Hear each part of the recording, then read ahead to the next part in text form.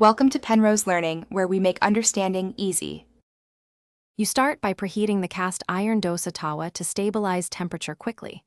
Place the dry tawa on medium flame and let it heat for 6 to 8 minutes so the metal opens its pores. This prevents batter sticking. Once done, flick a few drops of water. If they skitter, you have even heat. Why this matters: consistent surface temperature gives uniform browning and crisp edges.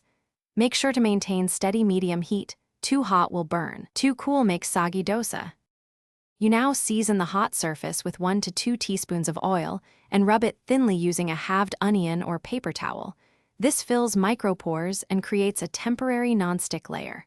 Pour a ladle of batter in the center and, using the back of the ladle, spread outward in concentric circles. This technique controls thickness and promotes even cooking. Once the edges lift, increase flame slightly at the circumference, while keeping center at medium to get crispy. You finish by letting the dosa cook until the edges turn golden brown and the surface looks set. Flip only if you need extra color, otherwise cook one side for authentic texture.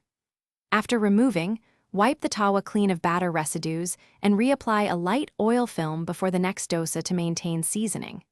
If sticking occurs, raise the heat briefly, sprinkle coarse salt, and scrub with a paper towel. Then re-season with oil. This restores the surface quickly and prevents repeated sticking.